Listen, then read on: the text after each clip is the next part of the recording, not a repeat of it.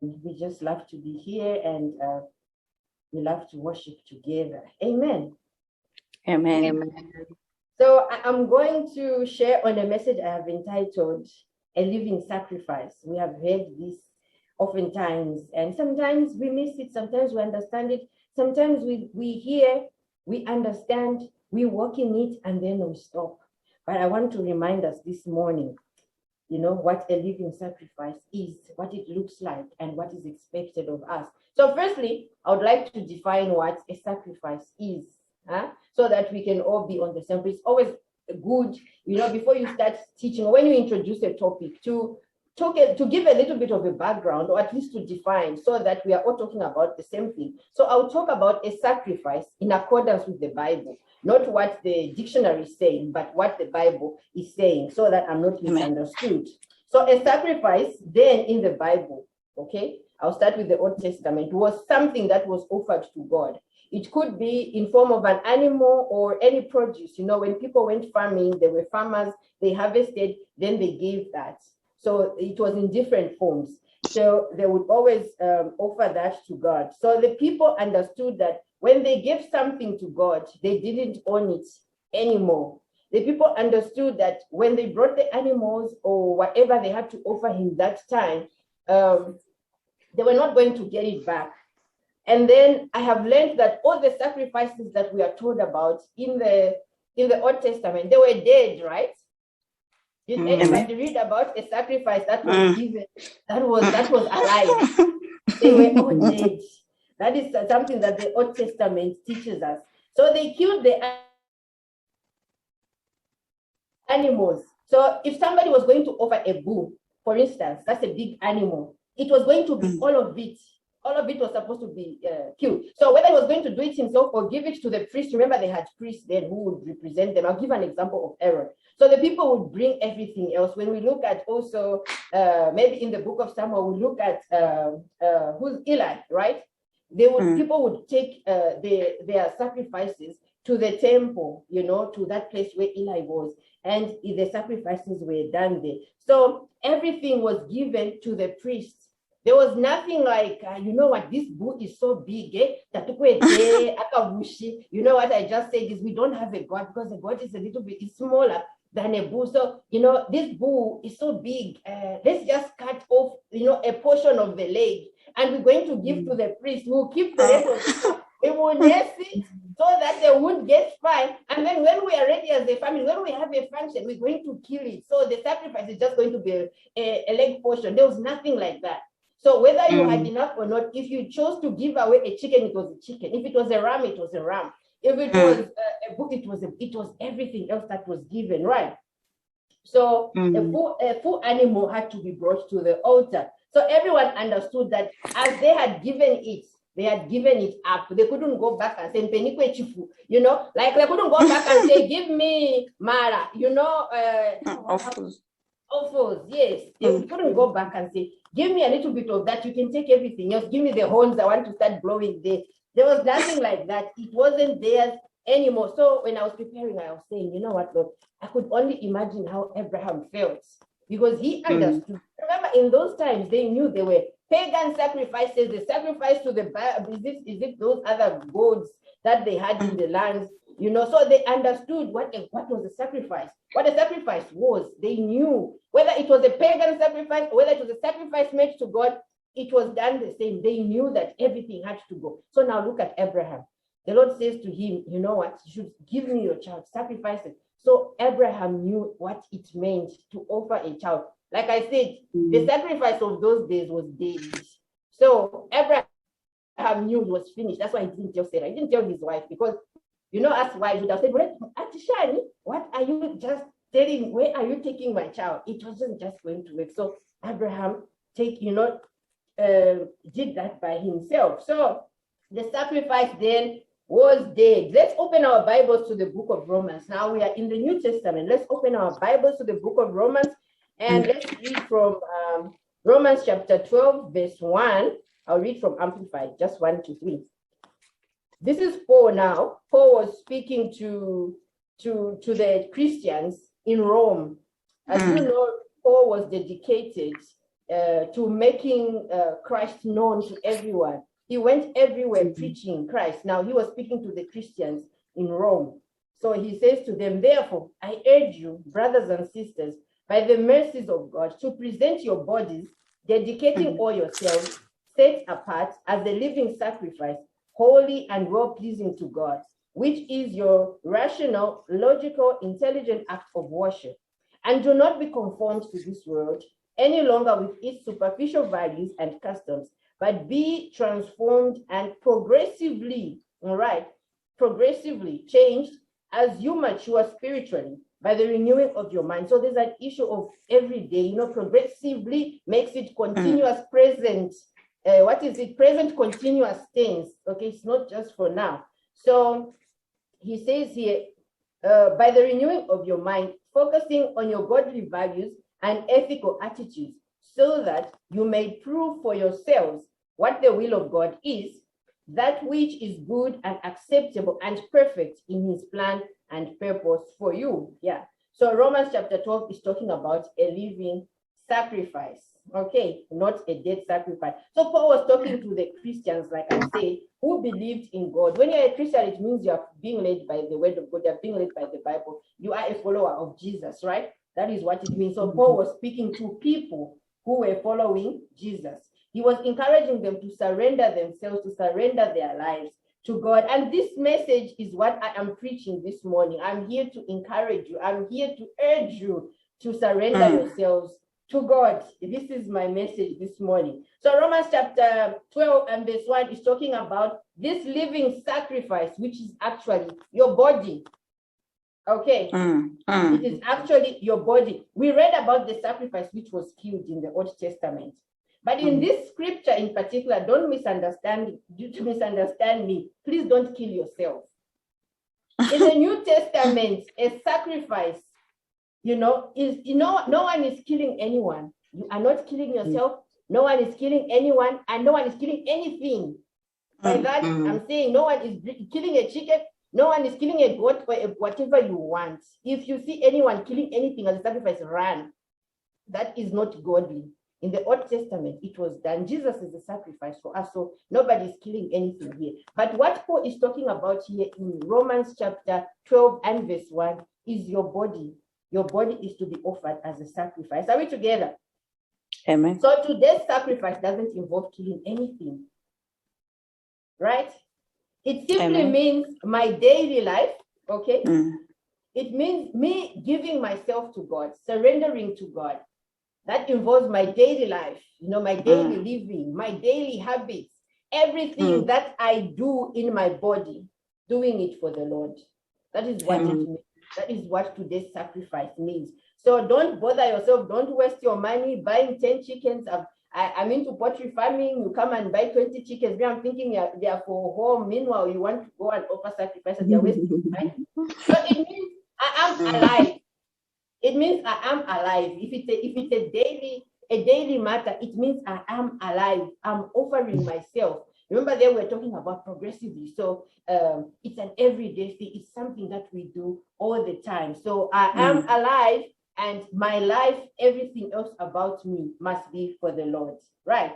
I want to read this from Romans chapter 12 and verse 1, again from the Message version. I read this one. It gives us a better breakdown. Let's go there. In the Message version. So here's what I want you to do. God helping you. So meaning, Paul recognized that you cannot do these things on your own. You can only be able to do it by the power of the Holy Spirit. So surrendering my life and living a godly lifestyle, it is not something that I'm going to do by myself. It is something that I need to submit to you, to the Holy Spirit, and he's going to help me to do that. So the reason sometimes we are failing is that we are doing things in our own power. We can't. Okay, we need to submit to the Holy Spirit. The Holy Spirit needs to come and help us. So Paul tells them, take your everyday, ordinary life, your sleeping, eating, going to work, and walking around life. So meaning, when you sleep, that is part of God. Your body is, where are you sleeping? What are you doing with that body when you are asleep? What are you putting into that body when you go to bed? Eating, what are you putting in your, by the way, even exercising, some of us who don't exercise, this is part of it. This temple has to be fit. So what are you doing with this body? So going to work, what are you involved in when you're at work?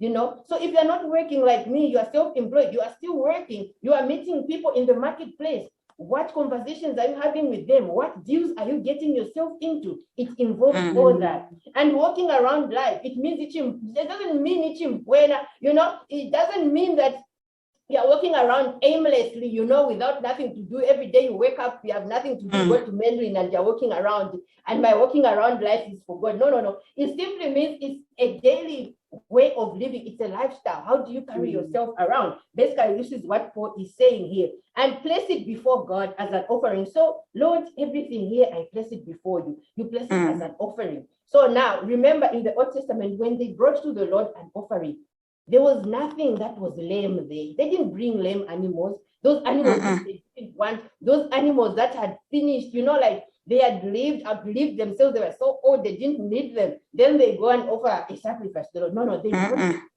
If it was the produce, like the plants, the vegetables, and all that, it was the harvest, the best part of it. That is what they brought to the Lord. So even for you, the best part of your life, I don't want to get to 70 years, I can't even talk, I can't even walk, or whatever. Then I want to offer myself as a living sacrifice. Offering me must be now. When I'm still looking beautiful, not when one eye is gone, then because now I can't see, I know because my husband ran away, then I want to run and say, Lord, my sacrifice. Okay, it's fine, you can do that. But what I'm saying is, it is now when everything else about us is fine. In your prime, you give yourself, Lord, this is pleasing. When you still have energy, not on the deathbed, as the Lord. Amen. So it's your everyday, ordinary life, like Paul is saying. I want us to read 1 Corinthians chapter 6. 1 Corinthians chapter 6, I want to read from 19 to 20, just the two verses I'm using amplified. Do you not know that your body is the temple of the Holy Spirit who is within you, whom you have received as a gift from God, and that you are not your own property?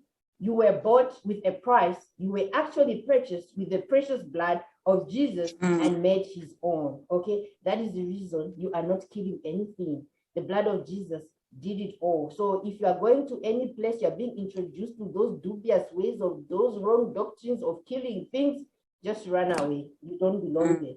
So then, now this is the best part. So then, honor and glorify God with your body. This ties down to, it ties to Romans chapter 12, verse 1, right? So you recognize first that I am the temple, right? So my body belongs to God because it was purchased. Jesus Christ, purchased my body. His blood purchased my body. Therefore, this is my body, and I will honor this, I will honor God with my body. I will glorify him with my body. That is basically what Paul is saying. He's still Paul speaking here. So your body is the temple of the Holy Spirit. You need to take care of it, right? Mind what you are doing with that body. Mind what you are doing, to your body. Amen. To draw all sorts of things. Those tattoos, what do you call them? Right? You got all sorts of things all over you on the temple. I'm just now thinking, imagine there's a church building there, and then you just go with graffiti, and you just spray graffiti all over inside. And then everybody will come and wonder, what kind of a church is this? Haven't you seen that everything being taken care of? Every person that is they shine the floors, they'll put polish cobra. If they don't have tiles, they'll put a red carpet. They will put, those who like things, they'll put curtains. Today it's a yellow theme. The next week it's pink.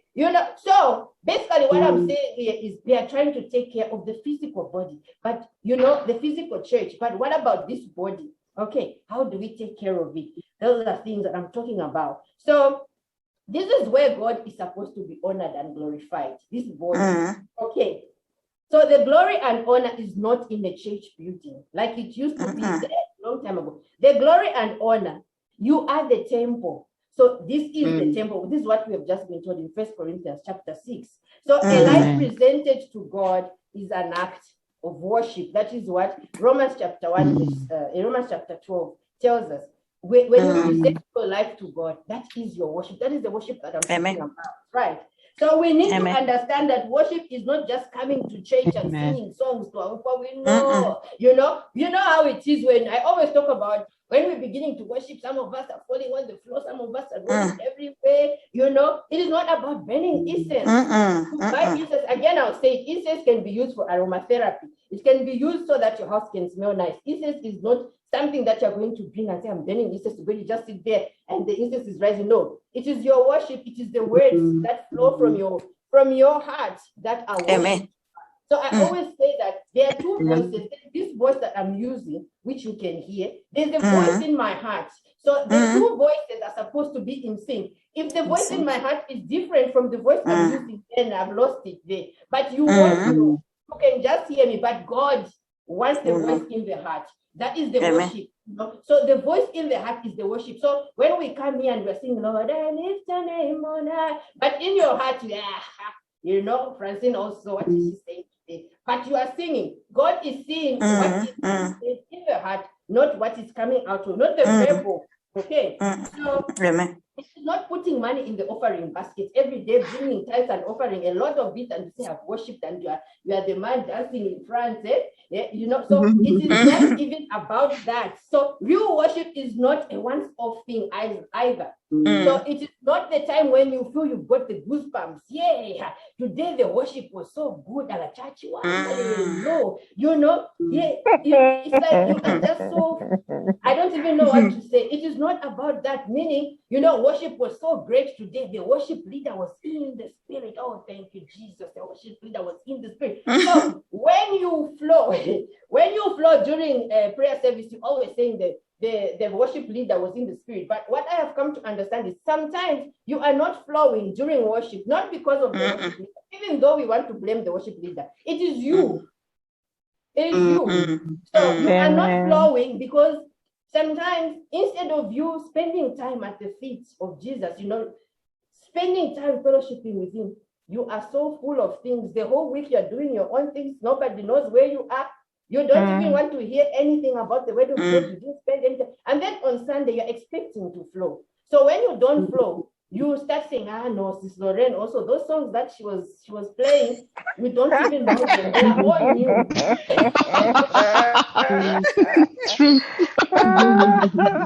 It's not because the songs are new. Because what happens is if the songs are new and you don't recognize them or you don't know them, just begin to worship. Just begin to talk to God. You're going to flow. Okay? So you will hear the music in the background, but you will worship. So it has nothing to do with whether the music is new or not. We will worship. No, you see, today I think the worship leader didn't sing well. I think the voice was a little bit squeaky. It's not about that.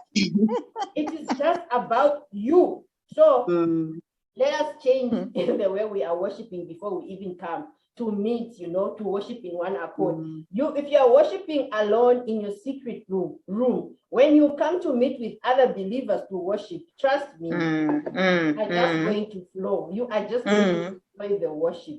Amen. Amen. So being a living sacrifice is a lifestyle. We're talking about a living sacrifice. No one is killing anybody. No one is killing anything. No one is killing anyone. So we're talking about a living sacrifice based on Romans chapter 12. So it's your total surrender to God. It's about your heart. Amen. Amen. Amen. So the focus in Romans chapter 1 is your body. Your body, every part of your body. Okay. Be devoted to God. When you are devoted, you are pleasing to God. When you are devoted to God, it means you are spending time in his presence. You are understanding him. So some of you might want to say, my Francine, you know, you want to speak like, for you know how us brethren are. Those who know the Bible, we always quote the scriptures. There's always a scripture to suit you. You begin to say, you know, I don't really understand myself. For I want to do what is right, you know. The good thing that I ought to do, I do not do. Those things that I hate, they are the ones that I find myself doing. And there's a scripture for that, and it fits in on well. And it says, you know, it is not me who does those things. It is sin that is living in you. You can read about that. It's in Romans chapter 7. You convince yourself that, these things happen. It happened to Paul, who was an apostle. So you see these things, even for me, those things that I want to do, I find myself not doing. But you see, no. That is not how it's supposed to be. If you are devoted, the Holy Spirit is supposed to lead you. The Holy Spirit is supposed to guide you. Amen. Amen. And I was thinking to myself, what leads people to sin? It is that broken relationship, the broken fellowship with the Holy Spirit. So when there's a broken fellowship with the Holy Spirit, that is when other things begin to come and you find yourself doing what you shouldn't do then. Then you want to accuse the issues of it is the sin. It is because you have a broken relationship with the Holy Spirit. You have no, so that is when now the enemy begins to suggest things to you and you go in your own way. Amen. Amen. Let's continue. Romans chapter 12 and verse 2. So we were just on verse 1, right? Now just verse 2, it continues. It says, and do not be conformed to this world any longer with its superficial values and customs. So it means that there's already something that is happening in society and how we love to blend in nicely. No, you see, what we do, the culture in the office is like this. No, the culture in my family is like this. No, the tradition is, all the things of the country is like this. So that is why you keep going to even offer sacrifices you shouldn't be offering. You keep going to, you blend in instead of separating yourself, setting yourself apart. You will see that in verse 1. You don't want to separate yourself. You don't want to set apart so you can do what is pleasing to God. You decide to just to stay in. This is our culture. You see, so when somebody gets married, you need to slaughter a cow. This is the culture. So this is what we are being taught here. Let us not allow these things to happen to us. Let us not be conformed any longer to the standard, to the customs, to the values. I understand there are certain cultures that are good that we follow. They shape us. Okay. So I'm not saying we are going to do away with everything that we have been brought up with. No. Okay. For instance, it's a culture in my home for my children to kneel down when they greet us or when they save us. Okay. It might not be a culture in your house. There's nothing wrong with that. Okay. That is the culture. That is how we are bringing them up. To be respectful when they answer us. My husband won't call any of them. Joella, it doesn't happen here. You see. So those are the values that I'm talking about. So how you raise your children must matter. But I'm talking about things that are drawing you away from God, things that are not pleasing to God. If killing a cow on your wedding day is part of the culture, so our sisters can drink, is that what is pleasing to God? Amen. Those are the things I'm talking about. But we are saying, but be transformed and progressively changed as you mature spiritually. So it's progressive. Maturing spiritually is progressive. So it's not because I got saved at 17 and I just sit there. The other day, my husband was telling me, yeah, Francine, you've really changed. The time that I met you, you were religious. Now you are spiritual. So you see, it is progressive. You can't just say, now this is where I am. And I'm not going to change. It is progressive. As we spend time in his presence, we begin to mature spiritually. Amen. Here we are even told that by the renewing of your minds, focusing on godly values and ethical attitudes. But how do we get our minds to be renewed? How do we get our mind? How do we get to focus on godly things if we don't read the word of God? That is something that we need to learn. So the way other Christians around you, now looking at the values and the cultures that surround us, the way other Christians are living around you should not be your standard. I understand that as somebody who is preaching and teaching, I should set a good example to people, right? So, but then the true example is Jesus. So the problem with man, the problem with you following what other believers around you are doing, you are going to be in error soon because they are human. They begin to move in their own desires, in their own wants. They will lose it at some point, and then you are going to be stuck. So one day they will convince you. First they will preach to you, and then one day they will convince you it's fine. We can just drink. Fine, we can just slaughter a cow. It's okay. Fine, we can go to the club and there's nothing wrong. It isn't we are in this world, we are just not of this world. They'll even quote the scripture for you. So if you don't read the word of God for yourself, you are going to take everything as the standard. But I want to point you to Jesus. He is a true example of who we should be, of how we should live. Amen. Amen. Amen. So as you spend time meditating on the word of God and fellowshipping with him, your mind is renewed. Okay, you will just discover that the way you were responding to matters, what you know today, the wisdom that you're going to have is not going to be the same. So our mind is renewed. So that is why it is progressive. The maturity in the spirit is progressive. We can't be the same. The way we used to be 5 days, like 5 months ago, if we are really sitting at his feet every day, it can never be the same unless you are falling into the secret place and just playing there. But really, it's transforming each time we sit in his presence. Amen. That is how we mature spiritually. So you begin to know God, you begin to know what pleases him when you sit in his presence, when you fellowship with him, when you read the word. Sometimes you would have read the scriptures over and over and you didn't understand. All of a sudden, it's like a light bulb. But I've been reading Romans chapter 1 all this time. How come I didn't see this? It's always been there. Your spiritual mind wasn't just open. So now you begin to understand. You are giving the gift, the spirit of revelation. You are giving insight into the word. That is why it is becoming easy for you reading and you are enjoying. You're reading with understanding. That is what it means. So we can never be the same. If you don't know him, you will never know what pleases him. You will just be doing things all over the place. You will just never know. Amen. Amen. Amen. Amen. Amen. So as we conclude this morning, I would like to take us back to Romans chapter 12, where we started. I always say there's an introduction, but there should be a conclusion all the time. What is our aim, for today's service? Somebody must take away something. You can't just attend the conference. When we ask you, what I just said today, we ask you, how was the conference? I don't know. So why did you go? You should just sleep at home. But then what I always say, let's simplify the word of God. I always ask the Holy Spirit, simplify your words to me so that when I teach, it's going to be simple for me, but it will also be simple. Give me enough examples which I'm going to use that somebody is going to easily, understand. That is how it goes. So let's go back to Romans chapter 12 and let's read from just verse 1 and 2. It reads, and so, dear brothers and sisters, I plead with you to give your bodies to God because of all he has done for you. Okay? Let them be a living and holy sacrifice, the kind he will find acceptable. This is truly the way to worship him. Did you hear that? That is the way to worship him. Don't copy the behavior and customs of this world, but let God transform you into a new person by changing the way you think. So if you are not going to the secret place, how is God going to change you?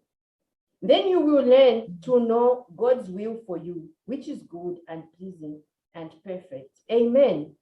Amen. Amen. Amen.